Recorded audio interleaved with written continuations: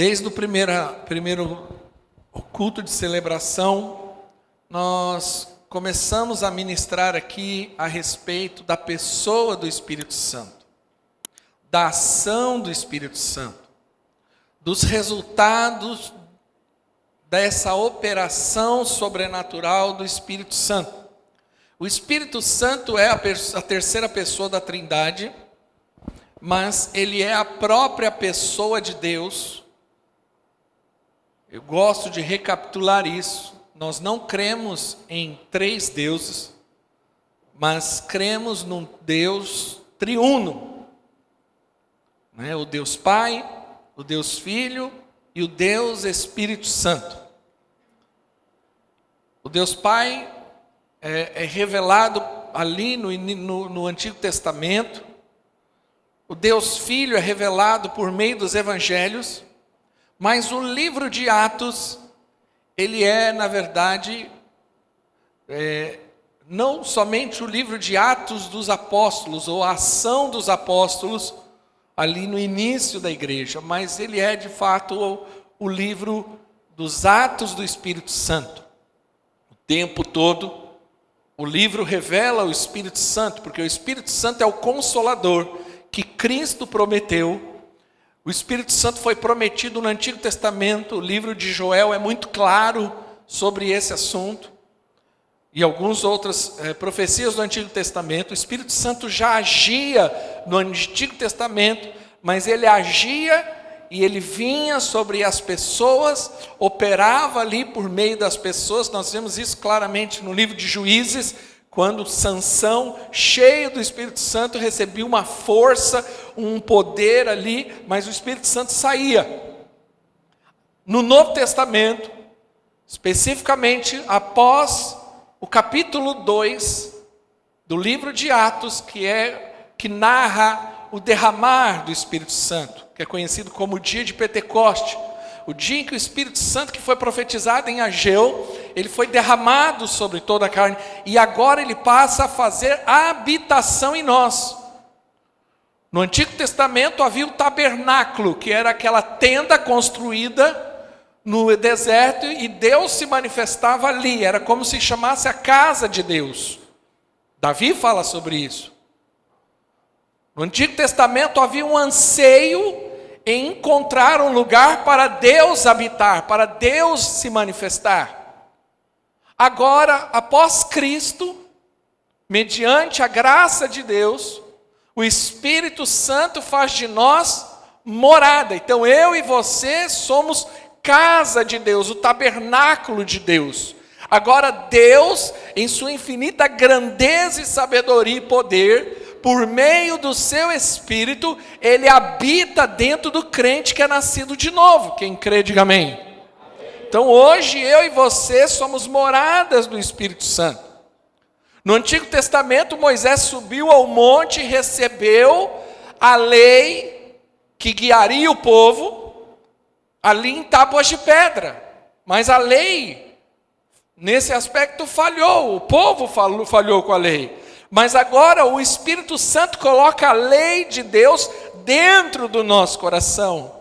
Então hoje eu sou uma nova criatura em Cristo, eu nasci de novo, eu tenho o Espírito Santo, e o Espírito Santo me capacita a viver a vida de Deus. Quem crê, diga amém. O Espírito Santo que me dá força, que me dá sabedoria, que me dá discernimento para viver a vida de Deus aqui na terra agora. Por isso que Jesus falou, vocês não vão fazer nada, mesmo que vocês já tenham andado 3 anos comigo, mesmo que já tenham visto sinais e maravilhas, mesmo que vocês já passaram pelo curso de discipular, de treinamento de líder, de teologia, vocês não vão fazer nada até que vocês sejam cheios do Espírito Santo. E foi isso que aconteceu. O livro de Atos, eles foram cheios do Espírito Santo, e aí sim, eles começam a realizar aquilo que Deus chamou eles para realizar. Ou seja, somente por meio do Espírito Santo, que eu sou capacitado a fazer aquilo que Deus me chamou para fazer. Naturalmente, a obra de Deus é impossível. Naturalmente, a vida cristã é impossível. É impossível viver a vida cristã, bíblica, não essa vida mequetrefe que a gente vê por aí, que diz que é crente, vai para carnaval, que diz que é crente, adultera. Não, a vida cristã, em santidade, genuína, que glorifica ao Senhor, é impossível se você não tiver o Espírito Santo. Por quê?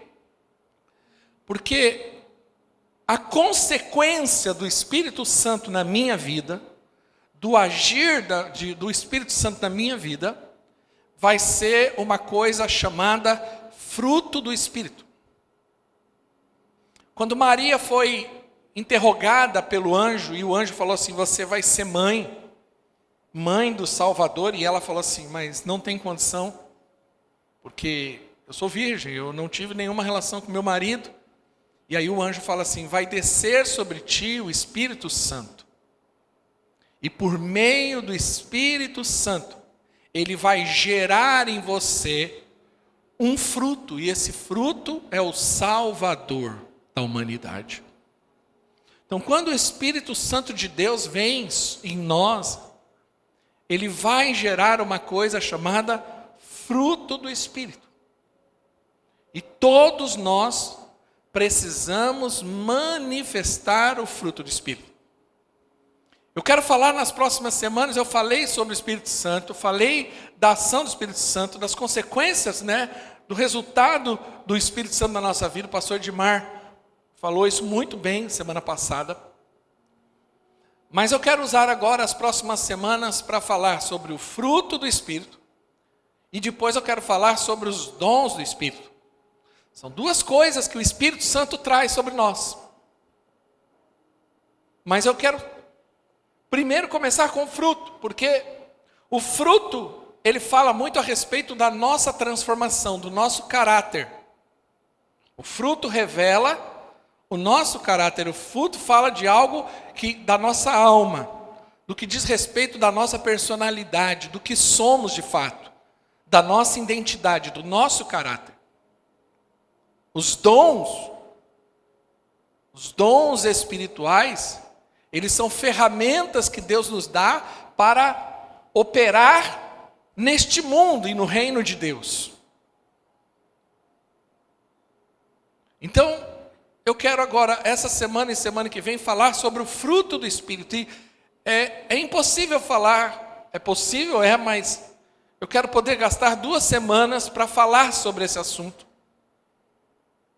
Porque a maioria das pessoas não entendem isso de fato, o que é isso. E depois eu entro na questão dos dons e a prática dos dons. Então, até o final dessa série de mensagens, você vai ser uma pessoa cheia do fruto do Espírito, e manifestando o fruto do Espírito, mas também cheio de dons e manifestando dons do Espírito Santo. Quem crê, diga amém. Então não pode faltar. Gálatas 5,16 diz assim, por isso vos digo, vivam pelo Espírito, como um cristão deve viver pelo Espírito. E de modo nenhum satisfarão os desejos da carne, pois a carne deseja o que é contrário ao Espírito, e o Espírito que é contrário à carne. Eles estarão em conflito um com o outro, de modo que vocês não fazem o que desejam.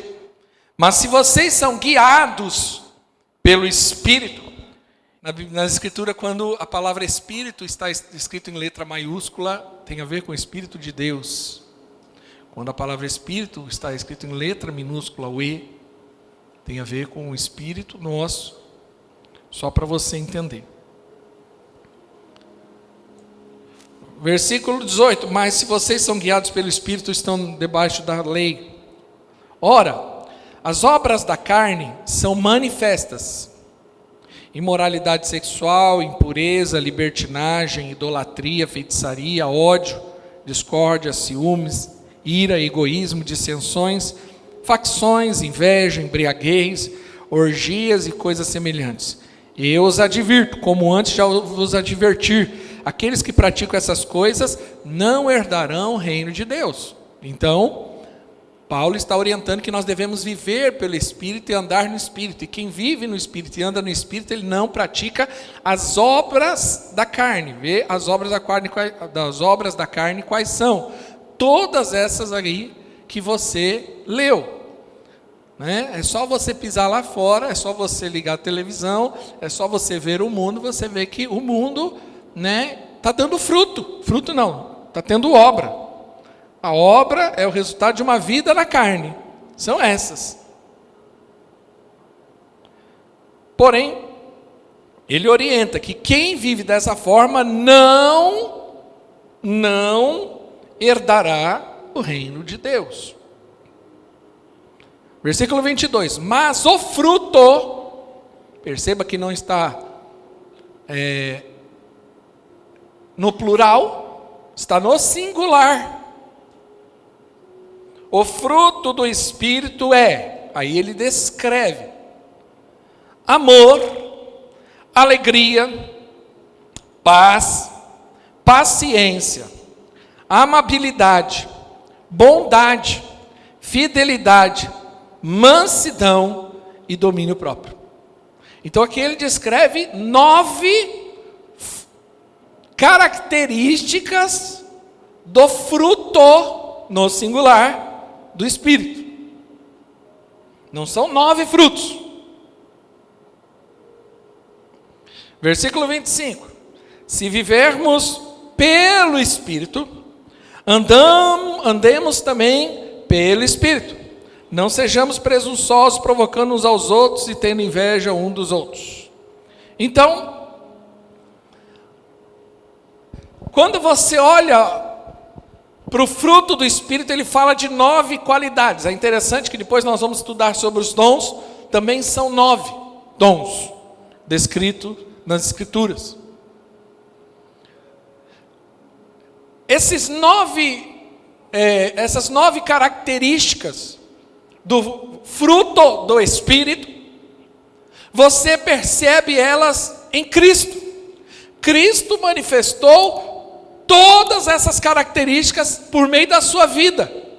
Cada uma delas. Cristo manifestou o amor. Cristo manifestou a alegria, a paz, a paciência, a amabilidade, a bondade, a fidelidade, a mansidão e o domínio próprio. E se eu sou de Cristo e agora a natureza de Cristo está em mim, eu preciso manifestar esse fruto também.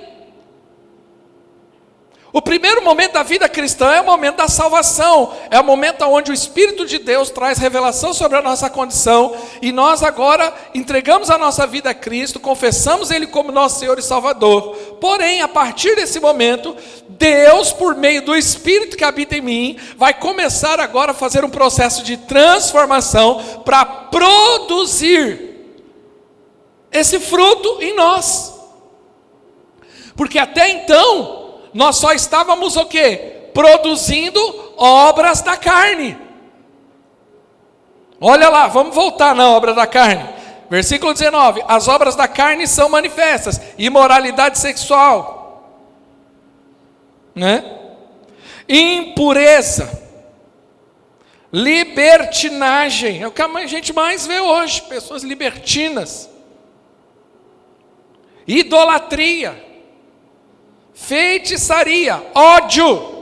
Você conhece alguém que tem ódio de alguém? Discórdia. Você conhece algum lugar que tem discórdia? As pessoas vivem com discórdia, confusão. Ciúmes. Conhece alguém que tem ciúmes? Ira.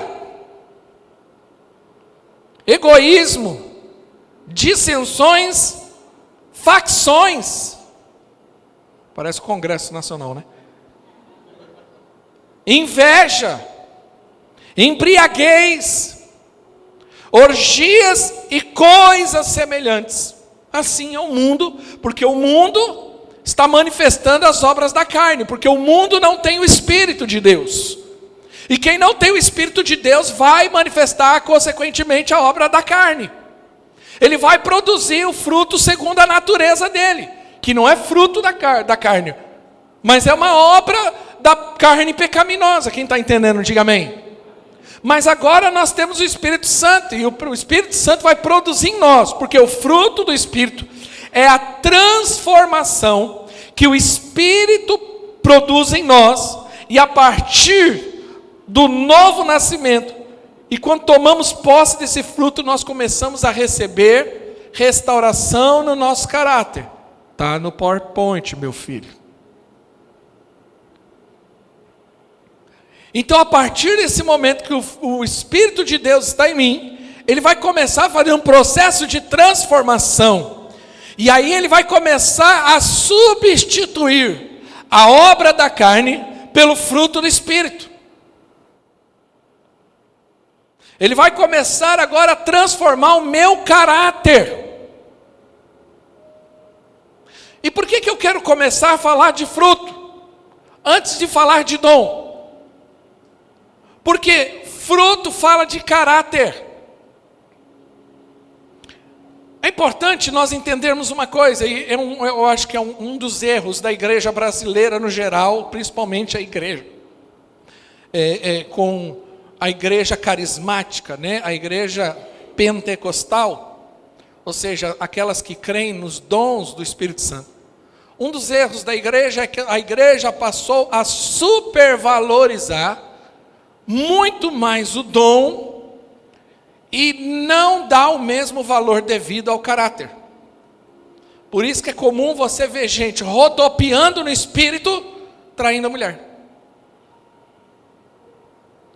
Por isso que você vê gente falando em língua estranha e roubando, falando palavrão, vendo pornografia.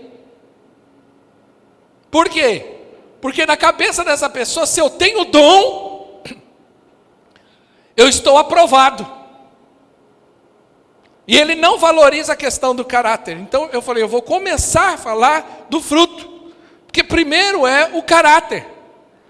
O que sustenta, o que estrutura e o que dá continuidade em uma vida com Deus é o caráter. Tanto é que o fruto é uma ação direta do Espírito Santo. João 15,16 diz assim: não foste vós que me escolheste, mas eu vos escolhi, e vos nomeei para que vades e dei fruto. Então o nosso chamado é para dar fruto.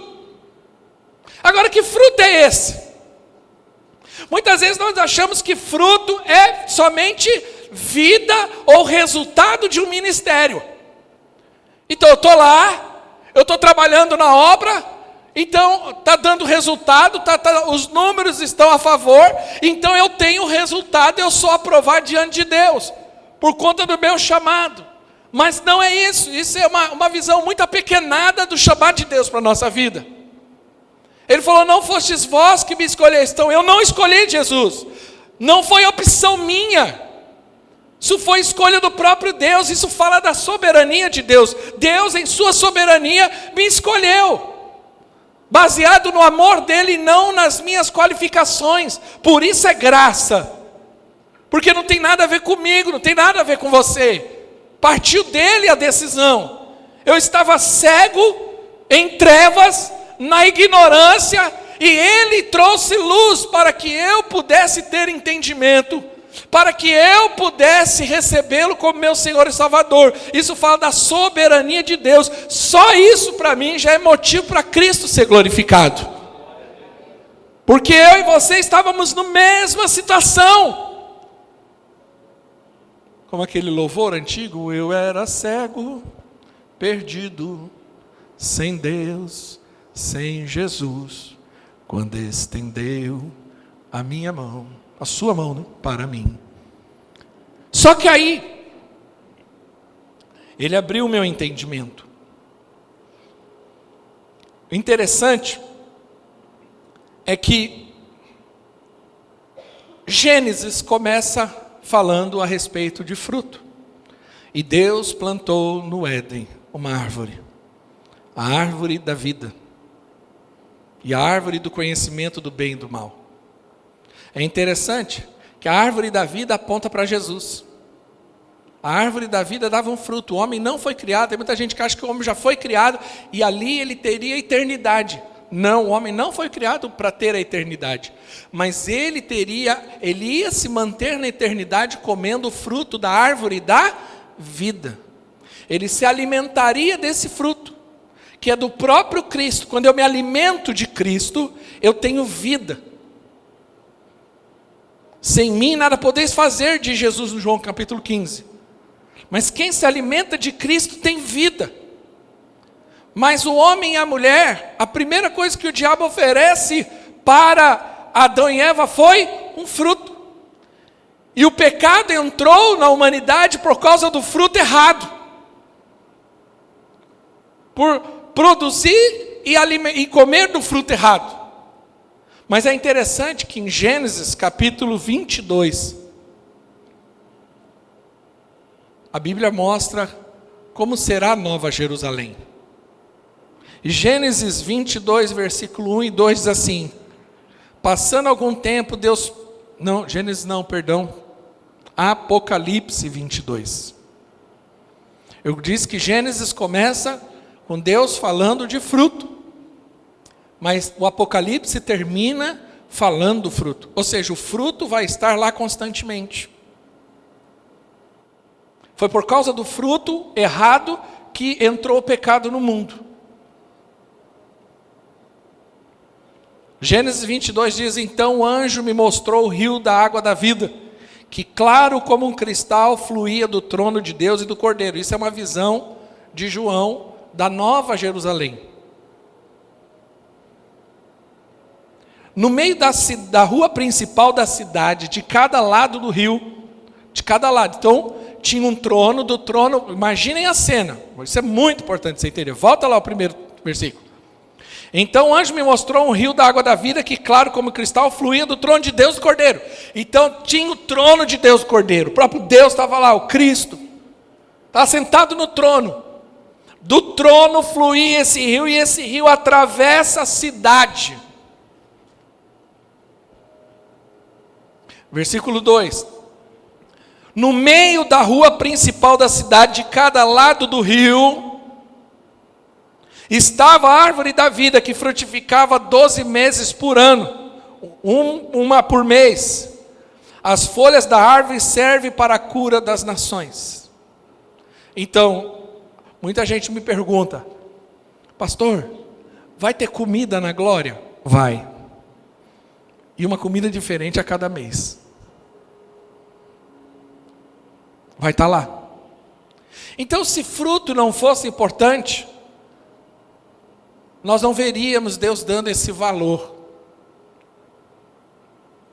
Em Gênesis, para a igreja e na eternidade. Agora é importante nós entendermos o seguinte: a vida espiritual de Adão e Eva foi definida por um fruto. A nossa vida espiritual é definida pelo fruto que damos. Por isso que nós precisamos valorizar isso. Agora, o fruto, ele revela de fato a verdadeira identidade ou natureza. É pelo fruto que conhecereis, diz Jesus. Então, como que eu sei que é um pé de manga de fato? Porque quando você olha um pé de manga, você fala assim: uau, um pé de manga. Parece lógico, óbvio. Porque o fruto revela a natureza, o propósito. O fruto, ele é importante porque ele alimenta. Quem gosta aqui, vamos pensar em fruta mesmo. Quem gosta de fruta aqui? Quem gosta? Eu não gosto. Eu não sou uma pessoa chegada em fruta. Manga, abacate. Eu como, mas não gosto. Não sei porquê. Eu acho bonito, mas eu não tenho vontade nenhuma de comer. Eu gosto de picanha. Não sei porquê. Eu gosto de pizza. Eu gosto de arroz e feijão com ovo. Vou comer uma frutinha à noite. Não, eu quero comer comida à noite. Gostaria muito de comer só uma frutinha à noite. Meu sonho de consumo, comer um pedaço de abacate à noite, só ir dormir. Mas eu não consigo, estou há 47 anos tentando. Quando vai ver, meia-noite e meia, eu estou fuçando alguma coisa para comer ainda. Mas o papel do fruto, a função do fruto é alimentar. Comer. Quem gosta de jaca aqui? O pastor Edmar gosta de jaca. Pega, abre, aquela coisa melada. Melancia. É isso. Manga. Gostoso, Banana, mais tradicional de todas. A fruta alimenta. A fruta, ela traz não só um alimento, mas um alimento saudável. Você nunca viu num lugar, numa veterinária, um macaco sofrendo do coração, diabetes, porque come banana. Fruta é saúde. O fruto, ele traz saúde, ele alimenta pessoas. Quando nós produzimos o fruto do Espírito, ele traz alimento para o casamento. Ele traz um casamento saudável, um ministério saudável, uma vida saudável, por meio do fruto. Quem está entendendo, diga amém. Agora temos um problema. Você já esqueceu o fruto a fruta na fruteira? O que acontece com a fruta parada na fruteira? Estraga. E se ela tiver com outras frutas, o que vai acontecer? Vai estragar tudo. Ou seja, fruto parado só estraga. Tem gente que está com o fruto parado. Eu vou explicar isso na mensagem. E o fruto é sinal de vida. Eu me lembro da nossa primeira festa da colheita. Lembra, pastor Edmar? 2009, eu acho. Foi 2009. Nós fizemos a primeira festa da colheita nossa. Foi um final do ano, uma grande festa. Muito legal. E naquele ano nós fizemos questão de fazer uma grande mesa, porque a gente queria celebrar os frutos. E uma grande mesa, lembro até hoje, foi a Márcia que montou para nós, esposa do Sandro. Uma grande mesa de frutas. Mas tinha muita fruta, ficou a coisa mais linda. E terminou a festa, todo mundo foi para cima das frutas e levou fruta para casa.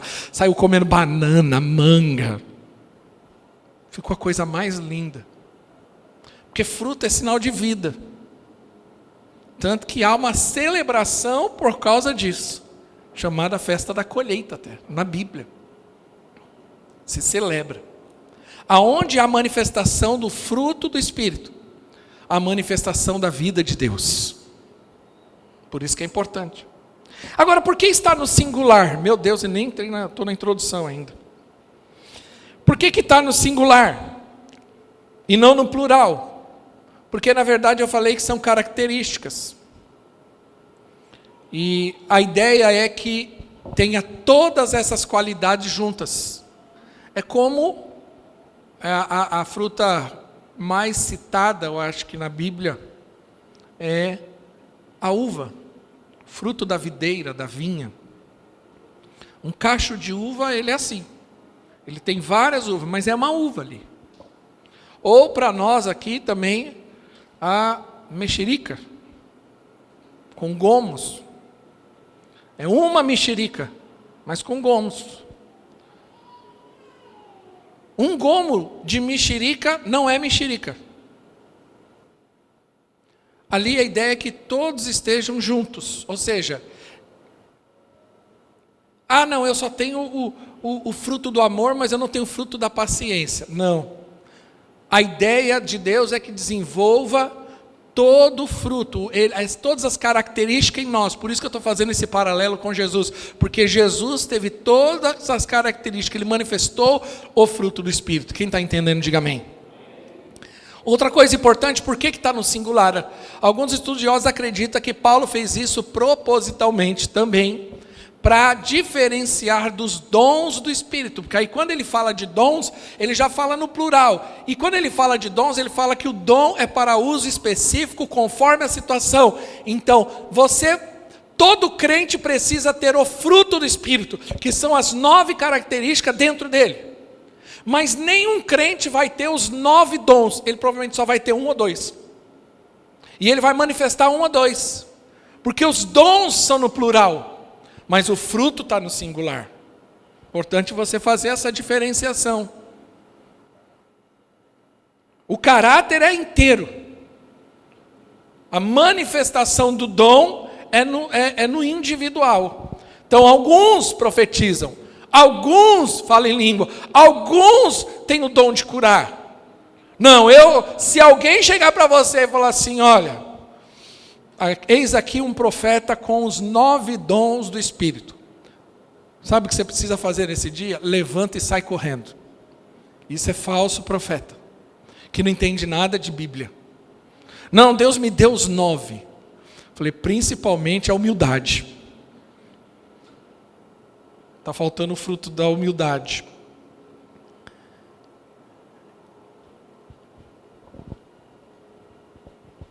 E porque também o fruto é uma ação direta do próprio Espírito Santo na vida do crente. Todo crente que tem o Espírito Santo precisa desenvolver e manifestar o fruto do Espírito. Então vamos lá. Gálatas, capítulo 6 de novo, versículo 22. Agora que nós entendemos da onde vem o fruto, o propósito do fruto, o que é o fruto, eu quero falar hoje dos frutos, não vou falar dos 9, por isso que eu preciso de 2 semanas. Provavelmente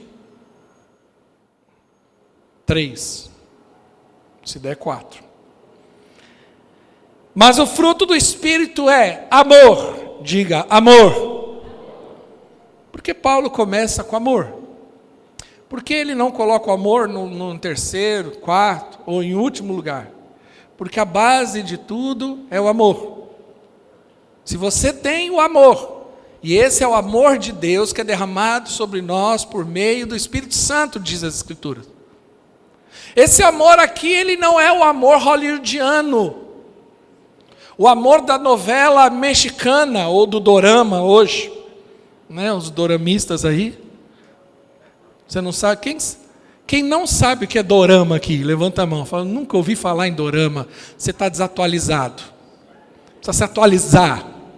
Hoje em dia não é mais Maria do Bairro, novela mexicana. Hoje é dorama, é série coreana lá. A Elaine é a porta-voz do dorama no Brasil. Minhas filhas amam dorama. Nunca vi, toda hora estou vendo coreano lá. E é umas coisinhas legais assim. Legal porque não tem nada de bobagem, obsceno, né? É até muito... Eu não vou ficar fazendo propaganda aqui para dorama, mas... Não, porque alguém pode falar assim, está assistindo novela, mas não é errado assistir novela. É errado assistir tudo aquilo que produz ou que vai incentivar você a obra da carne.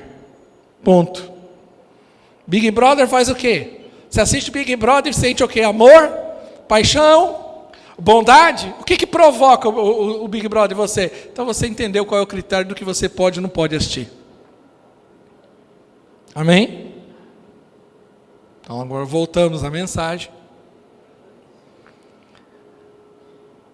Não é esse amor hollywoodiano, um amor de sentimento, um amor que deixa a pessoa burra, ignorante ou cega, que se sujeita.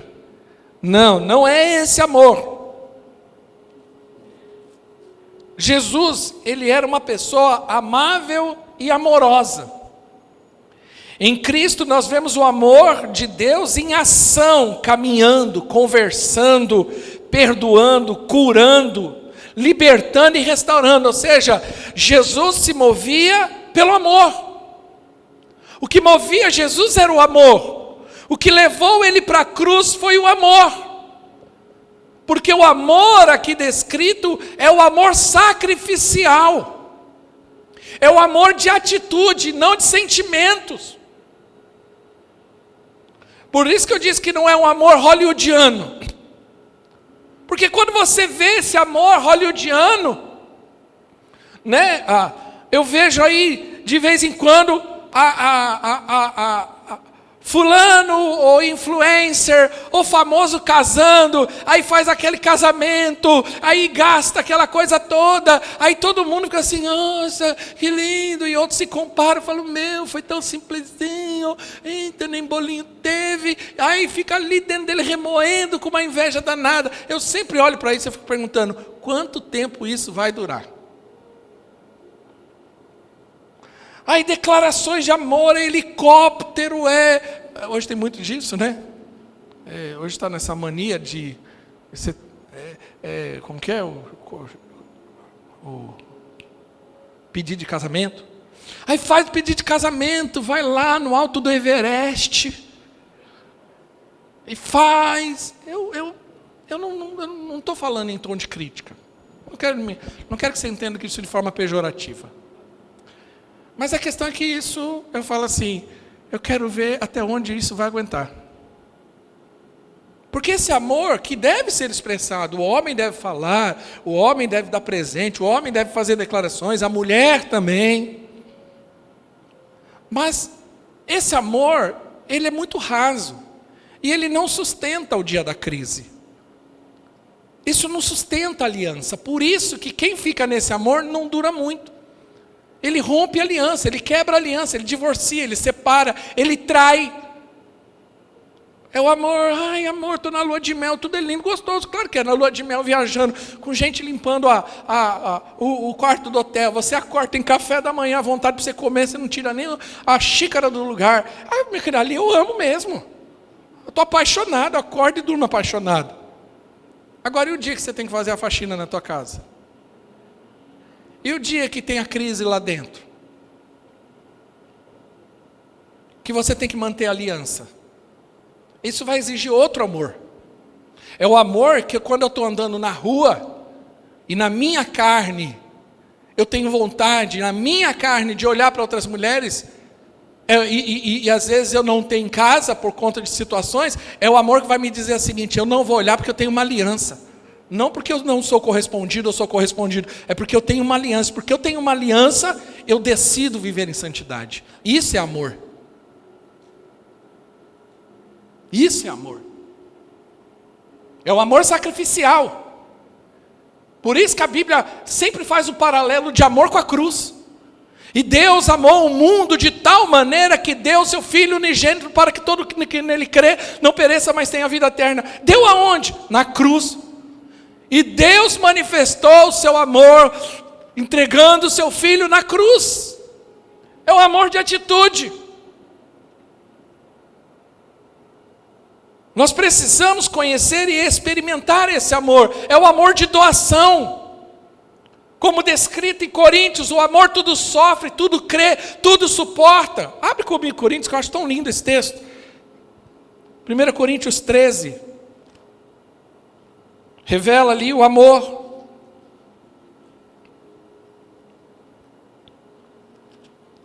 Especificamente o versículo 4. Ele mostra o que é amor de atitude. O amor é paciente, o amor é bondoso, não inveja, não se vangloria, não se orgulha, não maltrata. Como tem gente que se maltrata.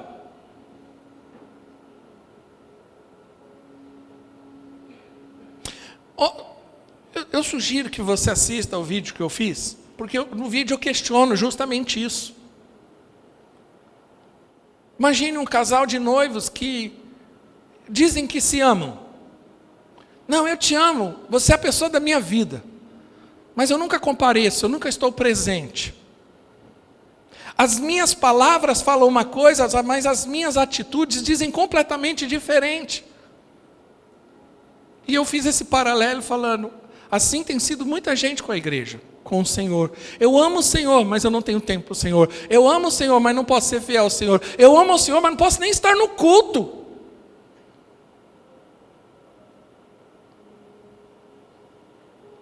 Não. Eu gosto muito de pregar, de viajar, né? Mas eu confesso a vocês, é gostoso, mas a minha alegria, a minha angústia é voltar para casa correndo. Porque eu quero estar com quem eu amo. Quem ama quer estar perto, quem ama quer estar presente, quem ama paga o preço. O amor tudo suporta, tudo crê, tudo espera.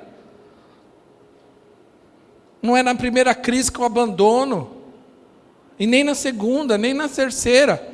Você só pode fazer isso se for 490 vezes no único dia. Quando der 491, aí você tem aval. 70 vezes 7, aí você tem aval para quebrar a aliança. Mas isso em 24 horas. Se fizer isso à meia-noite e 5, já não vale. Aí começa a contar tudo de novo. Ah, se nós tivéssemos entendimento do que é amor. Como nós estamos precisando aprender, igreja, o que é amar. Só que também esse amor não parte de nós. Não é uma decisão. Não, então agora eu vou amar. Não. Porque eu só consigo amar quando eu entendo que eu sou amado. A Bíblia diz que Deus me amou primeiro. Não sou eu que decido amar a Deus acima de todas as coisas e cumprir o primeiro mandamento. Mas isso é um resultado de eu perceber o amor de Deus. Quanto mais amado eu sei que eu sou, mais amor, porque eu só vou dar o que eu tenho. Tem pessoas que não conseguem amar porque na verdade elas nunca foram amadas, elas não entendem o que é amor. E tem pessoas que estão tão feridas em relação a isso, que toda manifestação de amor, na verdade, é uma ofensa. É ofensivo. Ela não sabe. Porque às vezes não teve isso em casa. Às vezes ela não tem. Tem muito relacionamento, tem muito casamento hoje que não é amor, não entende o que é amor. Tem casamento que é troca. Tem muito casamento, tem muita gente no casamento vivendo como prostituta. Eu só faço se você fizer. Isso é prostituição, é troca. Se você não for comigo na casa da minha mãe, você vai ver que essa noite não vai ter nada. Isso é prostituição. Você está vendendo a sua noite.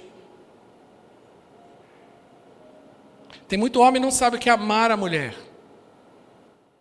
Como Cristo amou, descrito em Efésios, que se entregou por ela. É o amor sacrificial, é o amor que me faz entrar na frente da bala, mata eu, mas não mata a minha esposa. Tem homem que está saindo correndo e deixa a mulher com ladrão. É o amor que edifica, como Jesus edificava a igreja, purificava a igreja e abençoa a igreja para apresentar sem mácula e sem mancha perante ao Senhor. Assim deve ser o amor do homem para com a mulher. Tem que amar.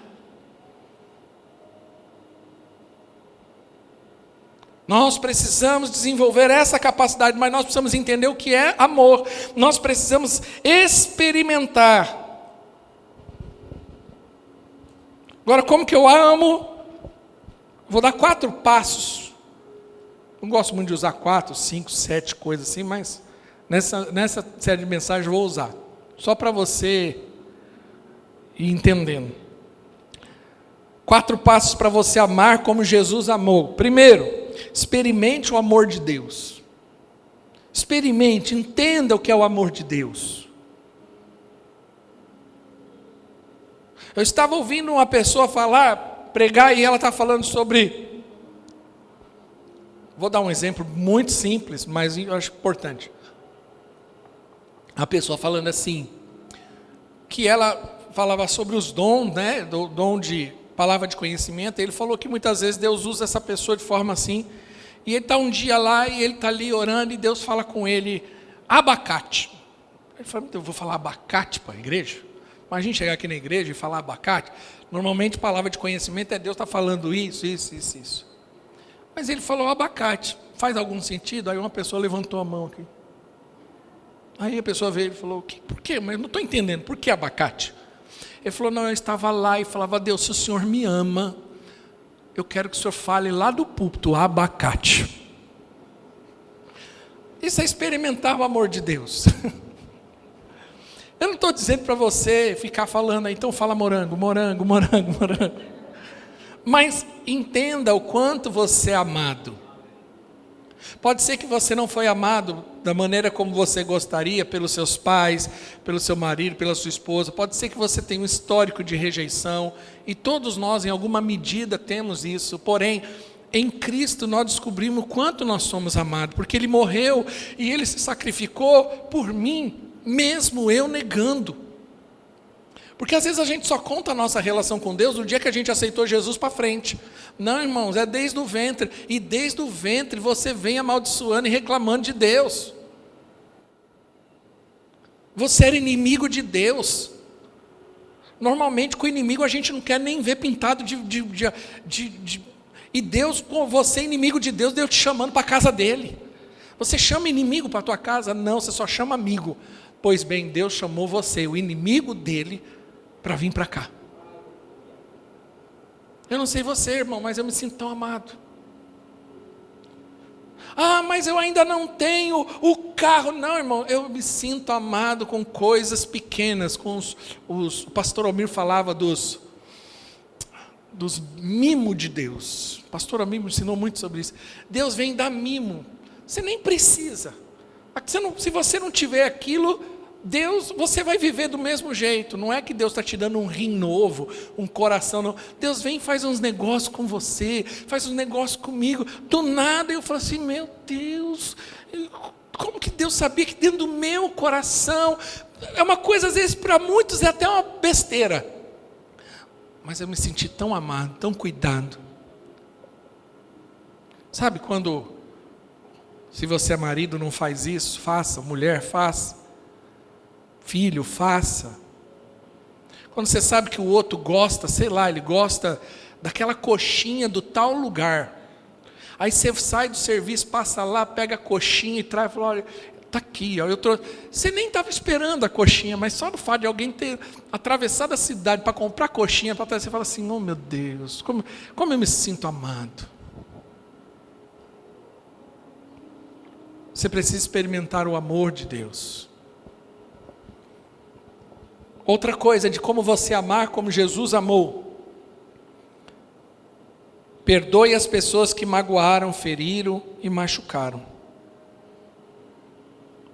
Sobre tudo que deve guardar, guarda o coração, porque dele procedem as saídas da vida.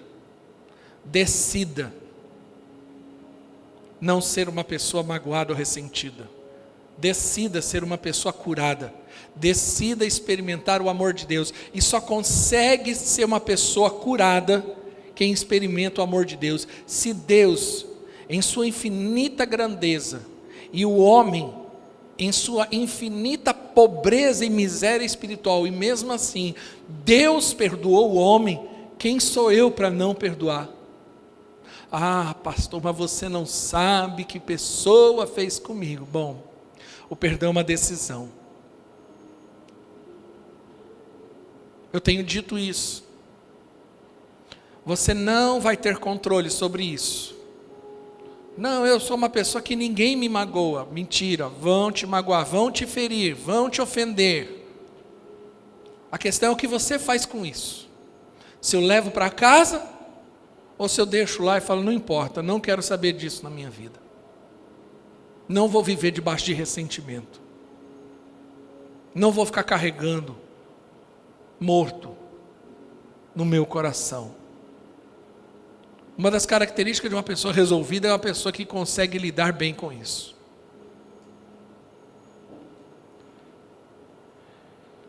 Terceiro, tenha pensamentos de amor. E quarto, haja com amor. Tenha atitude de amor.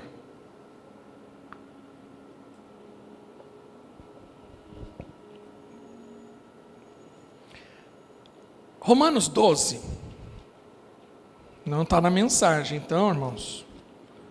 Romanos 12 é interessante, que fala assim, capítulo 12 me chama a atenção, porque o capítulo 12, versículo 1 diz assim, rogamos, pela misericórdia de Deus, que se ofereçam em sacrifício vivo, diga sacrifício vivo, santo e agradável a Deus, e esse é o culto racional de vocês. Então, Paulo ele orienta a igreja que se entregue como um sacrifício vivo, não um sacrifício morto, mas ele fala de sacrifício. Agora, o que é esse sacrifício, esse culto racional que ele tanto fala? É claro que você vai entender o contexto todo no capítulo, porém, o que mais me chama a atenção é como termina esse capítulo.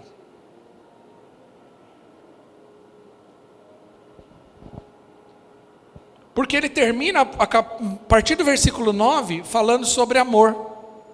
Sempre você vai encontrar amor e sacrifício. Sempre na Bíblia. O amor deve ser sincero. Odeiem o que é mal. Apeguem-se ao que é bom. Então me apego no que é bom, não vou ficar preso, não vou ficar me agarrando em coisas que não produzem nada de bom em mim. Dedique-se uns aos outros em amor fraternal. Prefiram dar honra aos outros mais do que a si próprio. Nunca lhe falte zelo. Sejam fervorosos no espírito. Sirvam ao Senhor. Alegrem-se na esperança. Sejam pacientes na tribulação. Perseverem na oração. Compartilhe o que vocês têm com os santos em suas necessidades. Pratiquem a hospitalidade. Tudo isso é uma manifestação de amor. Quando eu falo ande em amor, é isso. Hospitalidade é uma manifestação de amor, que é receber. Por isso que nós aqui como igreja, eu tenho treinado os irmãos. Irmãos, quando chegar visitante, a gente tem que abraçar, cuidar dele. Ele tem que falar assim, uau, eu me sinto aqui em casa. Ele vai sentir o amor de Deus por meio de nós. Quem está entendendo, diga amém. Versículo 14. Abençoe aqueles que os perseguem. Abençoe aqueles que os perseguem. Então tem alguém falando mal de você lá na empresa e fica lá queimando o seu filme na empresa. Qual é a sua atitude? Abençoe. Isso é amor. Por isso que é sacrificial. Porque vai além da sua natureza. A minha natureza vai querer o quê? Arrebentar. Ah, é? Está falando isso de mim? Mas agora ele vai ver o que eu vou fazer por ele.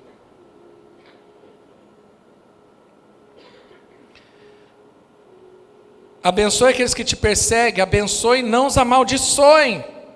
Alegrem com os que se alegrem. Chorem com os que chorem. Tenham uma mesma atitude um para com os outros, não sejam orgulhosos, mas estejam dispostos a associar-se a pessoas de posição inferior, não sejam sábios aos seus próprios olhos. Agora daqui para frente já é a voadora no pé, no peito. Então se você é daqueles que, eu amo, mas eu tenho meus limites. Eu amo, mas eu não tenho sangue de barata. Você não entendeu nada do que é amor. Versículo 17.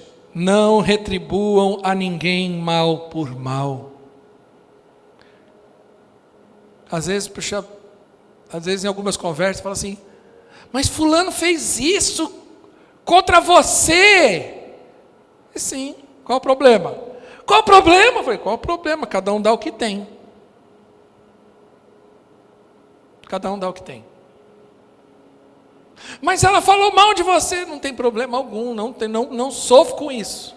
Cada um dá o que tem. Não é porque ela fez isso que eu vou fazer a mesma coisa. Não retribua o mal com o mal. Procurem fazer o que é correto aos olhos de todos. Faça todo o possível para viver bem com todos. Todo possível. Né? Às vezes não dá. Então às vezes a melhor coisa é fugir ou não ficar muito próximo. Às vezes é a melhor coisa que acontece. Já que não dá para viver junto, é melhor. Porque tem gente que é um inferno na nossa vida.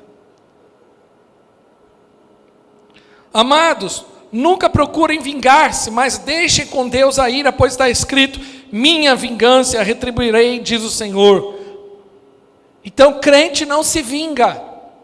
Ah, falou de mim, agora você vai ver. Vai ver o que eu vou postar agora. Não. Ah, fez isso comigo? Agora você vai ver o que eu vou fazer também. Eu vou lá. eu vou tirar satisfação. Eu estou pensando que eu sou quem? Ah, é?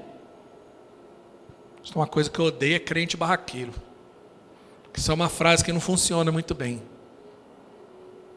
Crente barraqueiro, não dá certo. Ou você é uma coisa ou você é outra. Você imagine Paulo tirando.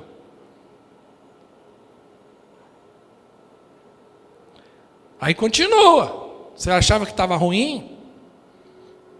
Vamos para o texto. Se o teu inimigo tiver fome, dá-lhe de comer. Ai, ai, ai. E se tiver sede, dá-lhe de beber. Fazendo isso, você amontoará brasas vivas sobre a cabeça dele. Eita. Qual foi a última vez que você juntou brasa? Juntar brasa é isso aí, é você ter uma atitude totalmente diferente daquilo que a pessoa espera. Entendeu? É dar de comer para o teu inimigo. É ter uma atitude completamente oposta àquilo que ele espera de você.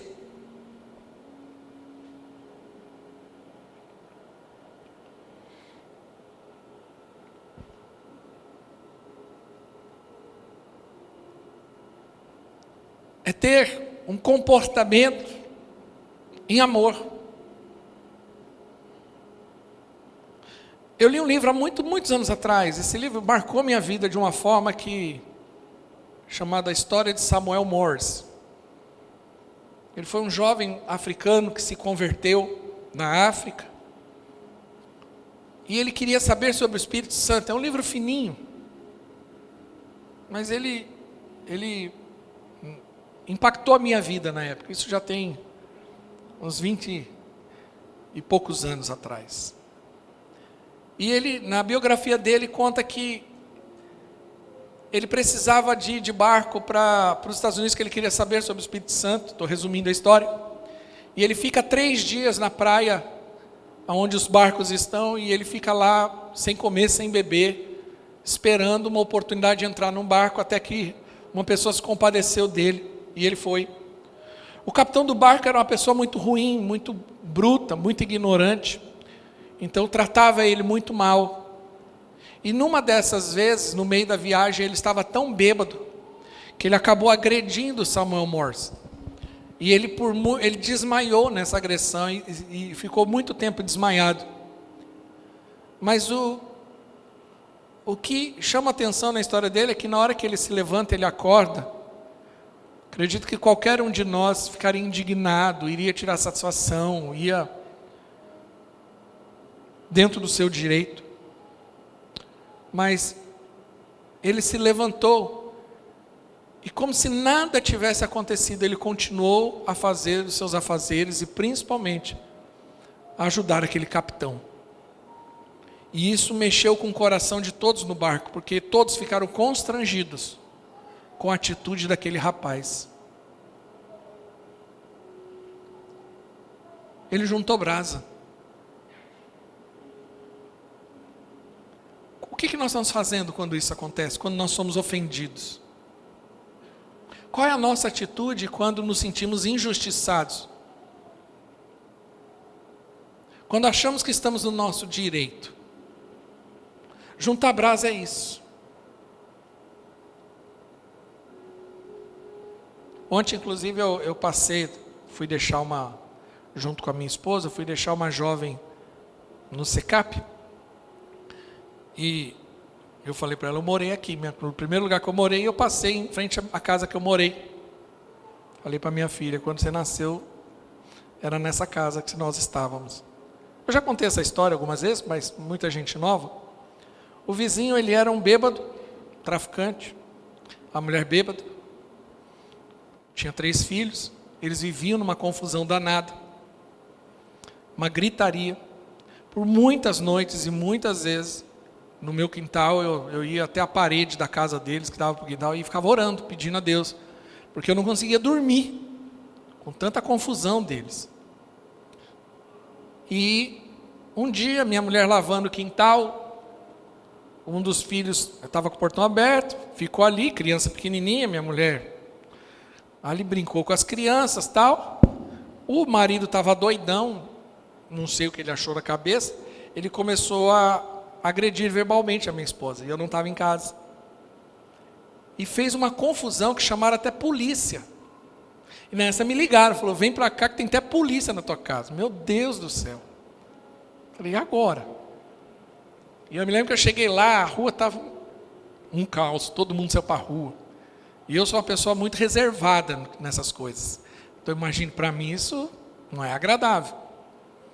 E aquela confusão, polícia, minha mulher chorando. A gente nem filho tinha. Eu era muito novinha, Pietra, não me lembro, a Rafaela. Mas eu me lembro, resumindo aqui a história, por causa do horário. Ele me xingou, e ele dentro do carro, que os caras pegaram ele, puseram ele dentro do carro para levar para a delegacia, ele batia no vidro e falava assim, eu vou vir te buscar. À noite eu vou vir te buscar. E falava com a cara de endemoniado. E eu dentro, olhando para ele assim dentro de mim, o que eu vou fazer? Uma parte de mim queria dar um soco na cara dele. Eu preciso defender a honra da minha esposa. Eu preciso defender a minha casa. Mas eu sou um pastor, todo mundo sabe que eu sou um pastor, não dá nem para esconder isso. E eu olhei, conversei com os policiais, ele falou, não, a gente vai levar ele, vai ter uma conversinha. E ele saiu gritando, ele estava muito doido, com os olhos vermelhos assim, eu vou matar você. Me aguarde. Ai, Jesus amado. Naquele dia, eu confesso a vocês que eu não dormi à noite. Eu falei, ele vai pular o muro. E eu fiquei praticamente atento. Aí no outro dia, na hora do almoço, minha esposa voltou do trabalho, naquela época ela trabalhava na Santa Casa. Ela voltou e nós estávamos comendo e começamos a ouvir uma gritaria. O filho deles, brincando com fósforo, acabou pondo fogo no sofá. E a casa começou a pegar fogo. E eles estavam sem água, se eu não me engano. E começou uma gritaria. Uma confusão. Eu sei se é que eu fui, o ímpeto, eu fui. Eu poderia, confesso a vocês, ter virado e falar assim, deixa morrer. É Deus me justificando. Porque tem crente que acha que Deus vai te justificar quebrando os outros, machucando os outros. Isso não é crente, isso aí é macumba. Tem gente que faz macumba achando que é oração. Está vendo? Mexe com o profeta. Mexe com o ungido. Não. Deus nos dá a oportunidade para juntar brasas. Aquela pessoa do seu serviço é a oportunidade para você juntar brasa. O dia mau do seu casamento é o dia de você juntar brasa. E começou a pegar fogo e a minha mangueira era mais próxima. Eu me lembro que eu subi no muro. E estava pegando fogo, a telha quebrando, eu puxei a criança para fora. Comecei a falar, vai, sai. Não chegava a mangueira, não chegava a bombeiro, eu comecei a jogar mangueira. Aí eu peguei o outro vizinho, trouxe outra mangueira que eu consegui puxar pela minha casa. E nós fizemos esse primeiro momento até que chegou o bombeiro, mas eu tirei a criança lá de dentro, entrei, catei, pus eles para fora. À noite, e entrei. Eu me lembro que uma vizinha falou assim, pastor, você vê como Deus é? Eu falei, não é assim não. Nós temos que ter misericórdia. À noite eu estou em casa lá jantando, a campainha toca. Na hora que eu abro a porta é ele. Eu falei, morri. Na hora eu pensei. Minha mulher veio e fez assim. Ela pensou, qualquer coisa eu corro para lá. Quem morre é meu marido. Brincadeira. Mas aquele homem falou, posso entrar para falar com o senhor? Pode. Eu sentei na mesa, ele sentou, minha mulher deu mais 2 passos. Eu falei, pois não. Ele começou a chorar. E pediu perdão. E falou, eu nunca imaginei que você pudesse fazer isso depois que eu fiz com você. E ali nós conversamos, eu falei, eu quero entrar na tua casa, eu preguei o evangelho para eles. Eu orei por eles. Depois, ele se converteu. em outro ministério. Juntar brasa é isso. Juntar brasa é você manifestar o amor de Deus no dia em que você tem mais raiva ou se sente na sua justiça. Juntar brasa é o dia que sua mulher briga com você, nega tudo que você gostaria, ainda você vai lá à noite e faz um negocinho para ela beber ou comer, para agradá-la, e você, quando entrega o copo de chá quente, seja o que for, ela com um bico desse tamanho, você fala: eu te amo, mulher. Mesmo você querendo jogar aquele copo de água quente na cara dela. Juntar brasa é você fazer isso. Para alguns isso é tolice. Mas é isso que transforma corações.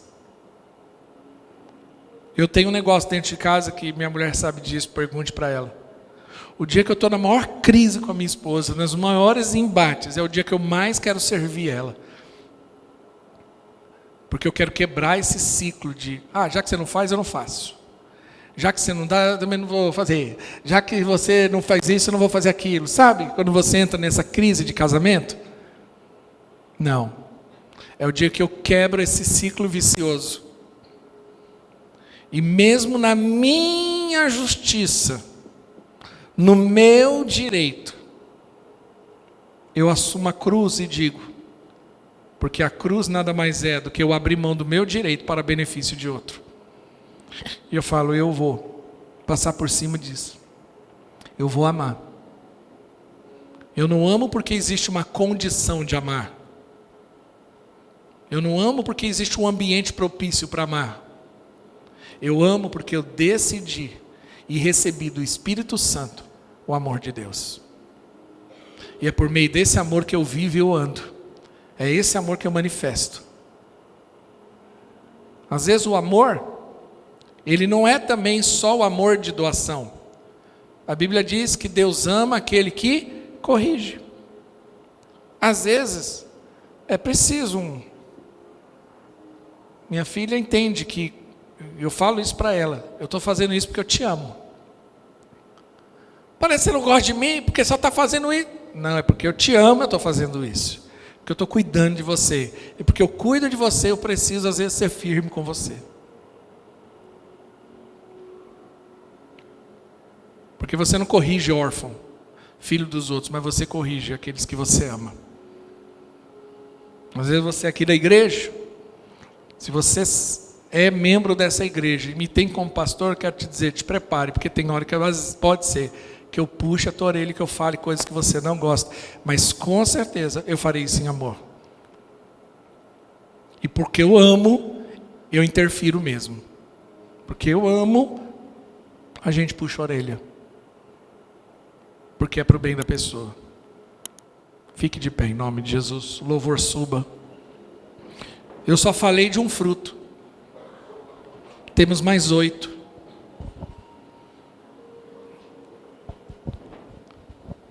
Feche os seus olhos.